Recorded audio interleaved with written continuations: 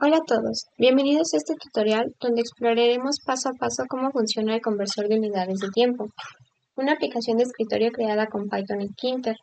En este video no solo veremos cómo se ejecuta el programa, sino que también desglosaremos línea por línea su código para que entiendas la lógica detrás de cada función, desde la validación de entrada hasta los cálculos de conversión entre segundos, minutos, horas y días. Mi objetivo es que al final de esta aplicación comprendas la estructura de una interfaz gráfica básica en Tkinter, identifiques cómo se manejan las variables de control y los eventos de usuario, aprendas a validar datos numéricos y a convertir unidades de tiempo de manera eficiente, y que además puedas replicar o adaptar ese proyecto a tus propias necesidades o a futuros programas. En las primeras dos líneas de código importamos el módulo completo Tkinter y lo asignamos al alias tk. Este módulo estándar de Python que implementa el binding oficial a la biblioteca gráfica tcl-tk contiene todas las clases base: tk, top level, frame, label, button, entry, radio button, entre otras, y el bucle de eventos. Además, realizamos una importación explícita del elemento caja de mensaje, que es un conjunto de funciones para demostrar diálogos modales predefinidos, como son mostrar información, mostrar advertencia, mostrar errores, entre otros. En la línea 4 crearemos la clase principal de nuestro programa. Definir clases en Python sirve para crear plantillas para objetos, permitiendo modelar entidades del mundo real o conceptos abstractos, agrupando datos y comportamientos en una sola unidad, lo que garantiza el código, facilita la reutilización y es fundamental para la programación orientada a objetos, mediante conceptos como encapsulación, herencia y polimorfismo. A partir de la línea 6 definimos el método init, que es un método constructor que recibe como único parámetro obligatorio la instancia raíz de Tkinter, convencionalmente llamada root, que será la ventana principal de la aplicación. Definimos una variable de nombre root, la cual se encargará de almacenar la referencia a la ventana raíz como atributo de instancia, permitiendo acceder a ella desde cualquier método de clase. Dentro de esta variable definimos el texto que aparecerá en la barra del título de ventana del sistema operativo. En mi caso, el título será Conversor Unidades de Tiempo. Con la función redimensionable desactivamos completamente el redimensionamiento de la ventana, con un primer argumento de dirección horizontal y un segundo argumento de dirección vertical. Con falso falso, el usuario no puede cambiar el tamaño, garantizando que el diseño grid se mantenga exactamente como fue pensado. Con el método winfo obtenemos los píxeles de resolución del monitor principal, no necesariamente del monitor donde está la ventana. Declaramos dos variables para el ancho y alto de la ventana, en las cuales marcaremos las dimensiones fijas de la ventana de la aplicación expresadas en píxeles. En mi caso, utilizaré un ancho de 500 píxeles y un alto de 450 píxeles. En las variables x y y realizaremos un cálculo exacto de la posición superior izquierda para centrar la ventana. Restaremos la mitad del tamaño de la ventana a la mitad del tamaño de la pantalla, y el operador diagonal-diagonal realizará una división entera, evitando coordenadas fraccionarias que Tkinter truncaría de todos modos. Con la función geometry aplicamos la geometría definitiva a la ventana. El formato estándar de tk es ancho x alto más posición x más posición y. La variable b es un paso obligatorio para la validación en tiempo real. Root.register envuelve la función Python valida entrada y devuelve un string identificador interno que Tkinter acepta como callback. Se forma una tupla donde el segundo elemento es la cadena de sustitución, %p. Representa el valor que tendría el widget si el cambio se acepta. Esta tupla b será pasada más adelante a validateCommand del entry. La ventana que se muestra a continuación es el avance que llevamos, que son las medidas y el formato de la ventana de impresión. Ahora crearemos tres instancias de Tkinter String Bar. Tiempo entrada y tiempo salida controlarán los grupos de radio button de las unidades de tiempo. El resultado estará vinculado a la etiqueta que mostrará el cálculo y se inicializa con texto por defecto para evitar que aparezca vacío al iniciar. La línea 27 de código es la invocación del método encargado de construir toda la jerarquía visual, que son los widgets. Esta línea de código programa la ejecución del método de seleccionar todo tras 10 milisegundos. Motivo: al crear radio buttons, Kinter selecciona automáticamente el primero que se instancia. También definiremos un método para asegurar que no haya ningún radio button seleccionado. Las variables de tiempo entrada y tiempo salida se nombran con una opción no existente dentro de los radio buttons. Ambos grupos quedan sin selección. El método de actualización aplicada en la ventana fuerza la actualización inmediata de la interfaz para que se agreguen los métodos y funciones recién agregados. El método valida entrada recibe una única cadena, el texto que quedaría el entry si se acepta la expulsión actual. Este método valida que el texto de entrada sea un entero o uno flotante o esté vacío. La condición if se asegura de que estas condiciones se cumplan. De ser así, regresa el resultado al demás código de ejecución. La siguiente condición se encarga de contar el número de puntos decimales que se ingresan en el entry. Si es más de 1, regresa como un número inválido.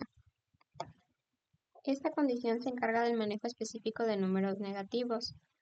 Sus funciones es eliminar el signo, verificar nuevamente la regla del punto único e intentar convertir a float el valor absoluto. Si se tiene éxito, el número negativo completo es válido. De lo contrario, se considera un valor inválido. Esta prueba es para el caso general, números positivos o decimales sin signos. Esta validación es extremadamente robusta y evita expresiones regulares complejas. El siguiente método se encargará de construir absolutamente toda la interfaz gráfica, o sea, los widgets.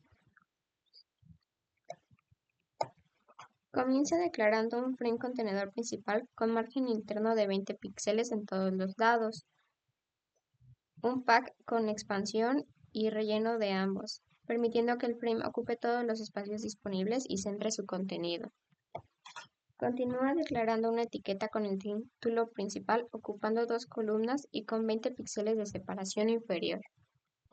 Esta etiqueta utiliza una letra de tipo Arial de número 18 en negritas.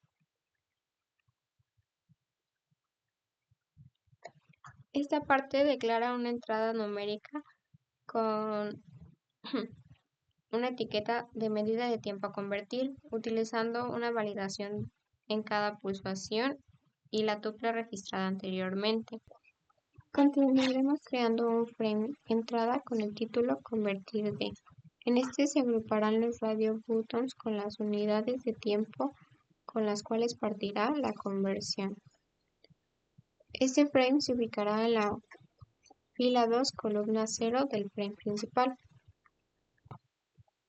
Con estas líneas de código se definirá cada uno de los radio buttons dentro del frame entrada, con su respectivo título, segundos, minutos, horas o días. Cada uno tendrá una posición dentro del frame. Esto se puede acomodar utilizando las funciones row y column. Todos estos radio buttons comparten la variable cell tiempo entrada, lo que garantiza que no haya una selección mutua. Al igual que con los radio buttons de entrada, definiremos un frame de salida con el título convertir a. En este se agruparán otros cuatro radio buttons en los cuales se definirá cada una de las unidades a las que se puede convertir. y también se definirá cada uno de sus radio buttons con su respectivo título y posición dentro del frame. A diferencia de los de entrada, estos radio buttons compartirán la variable tiempo salida. Ahora este es nuestro avance. Como pueden ver, ya tenemos un título, un campo de entrada, una etiqueta, 2 frames para los radio buttons y 8 radio buttons con los respectivos unidades de tiempo. Ahora agregaremos la etiqueta de resultado. Esta estará vinculada con un método igualmente llamado resultado. Esta etiqueta estará en la fila 4 con el título resultado antes definido en los inicios del programa. Ese mensaje antes definido será reemplazado con la respuesta obtenida en la ejecución del programa. Ahora seguiremos con los botones. Principalmente crearemos un frame llamado frame botones en el cual se organizarán y alinearán los botones con el fin de obtener una mejor estética en la ventana de ejecución. El primer botón que agregaremos es el botón convertir. Este botón estará vinculado con el método convertir tiempo.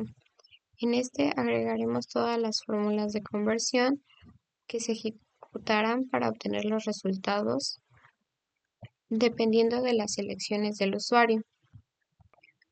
El siguiente botón será el botón de resetear.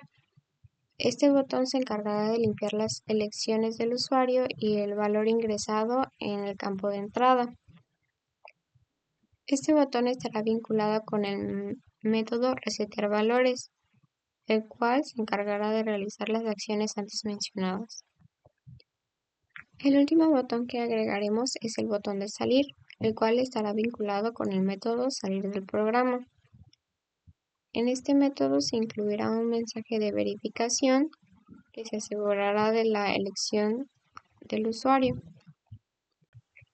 Ahora comenzaremos con los métodos correspondientes para los botones, comenzando con el método núcleo de la lógica de conversión, llamado convertir tiempo. Este contiene validaciones presensativas, comenzando con una validación que se asegura que haya un valor ingresado en el campo de entrada. En caso de que esta condición no se cumpla, se imprime un mensaje de error. Con el mensaje, por favor, ingrese un valor numérico. La segunda condición es para asegurarse de que haya una selección en los radio buttons del frame entrada. En caso de que esta condición no se cumpla, se mostrará un mensaje de error que dirá, por favor, seleccione el tipo de entrada de temperatura de entrada. Al igual que con la segunda condición, la tercera condición se asegurará de que haya una selección en los radio buttons del frame salida. En caso de que no se cumpla, se imprimirá un mensaje de error. Por favor, seleccione el tiempo de temperatura de salida. Luego continuaremos con una prueba.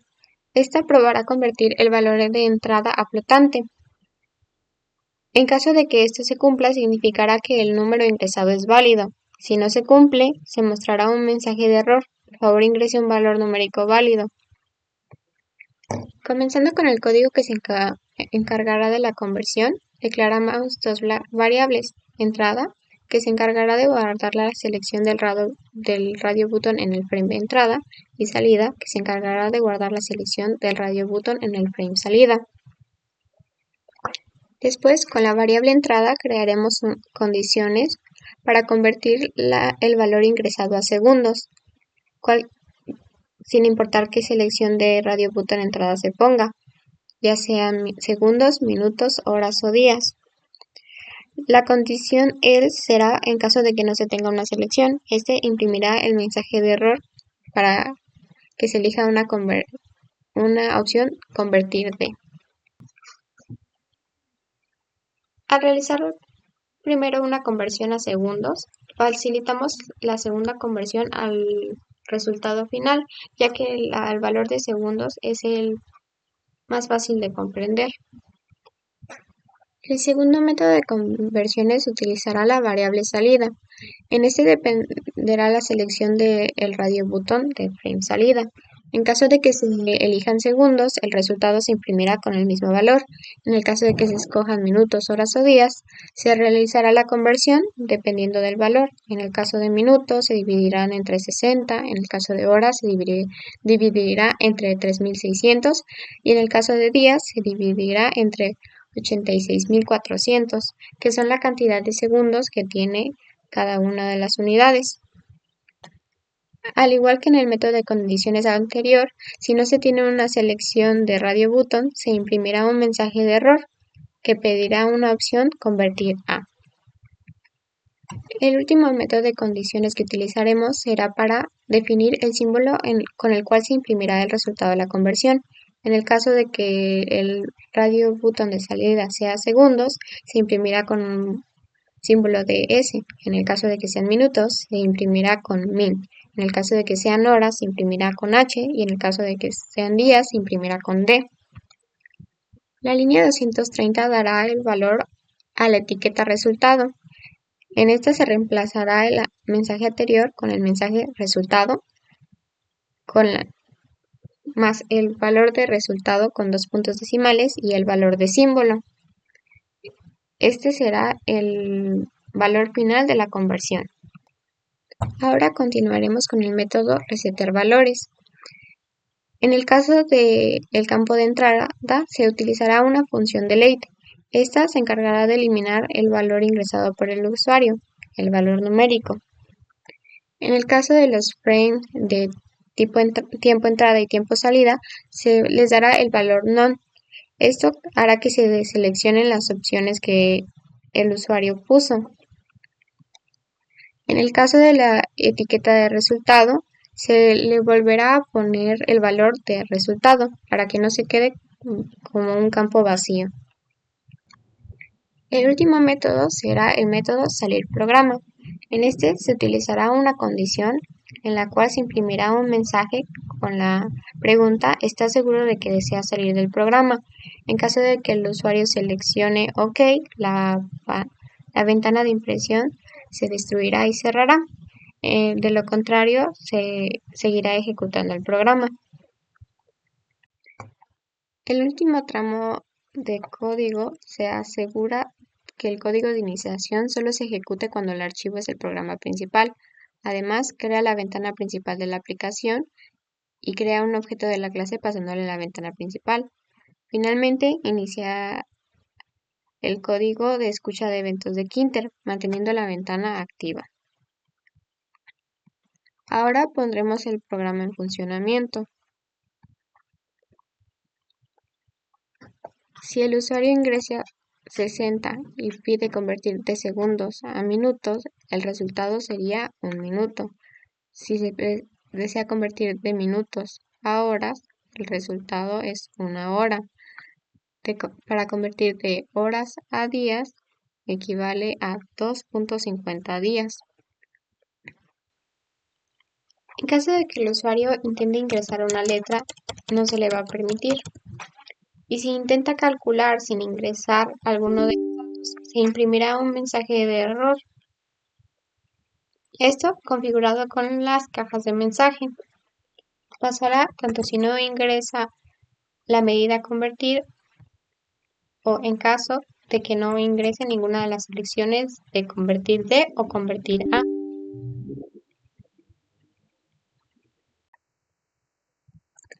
Al seleccionar el botón resetear, se eliminarán las selecciones antes señaladas por el usuario.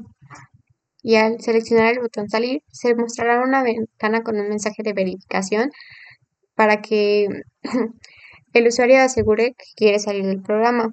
Si el usuario verifica en OK, la ventana se destruirá y se cerrará. Ahora que hemos terminado de estructurar el código, te explicaré algunas de las funciones utilizadas durante el programa. Una de ellas es el grid. Este se encarga de organizar los widgets en una tabla invisible de filas y columnas. Es el método más utilizado cuando se necesita un diseño preciso y alineado. Paths y Patty añaden espacio vacío alrededor del widget fuera de su borde. Paths es el espacio horizontal, izquierda y derecha. Puede ser un número único, mismo espacio a ambos lados, o puede ser una tupla, izquierda, derecha. PADI, en cambio, es el espacio vertical, arriba y abajo. Y al igual puede ser que Paths puede ser un número único o una tupla. La función sticky o alineación dentro de la celda define cómo se pega el widget a los bordes de su celda cuando la celda es más grande que el widget. Sus valores posibles son N, norte o arriba, S, sur o abajo, E, este o derecha, W, oeste o izquierda. Se pueden hacer combinaciones utilizando estas letras y así definir mejor la posición que queremos que tenga. La función column_span o ocupar múltiples columnas permite que un widget abarque más de una columna.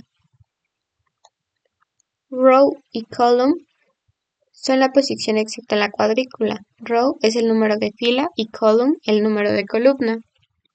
Ambos empiezan del número 0. Otros parámetros que se podrían utilizar y que están relacionados, aunque yo no los haya utilizado, son row span, que es similar a column span, pero para ocupar múltiples filas, y padding y paths, que es un padding interno dentro del borde del widget, que no se usa aquí, pero existe. Weight, que permite que filas o columnas se expandan proporcionalmente cuando la ventana se redimensiona. Aquí no lo utilizo porque yo definí la ventana como no redimensionable.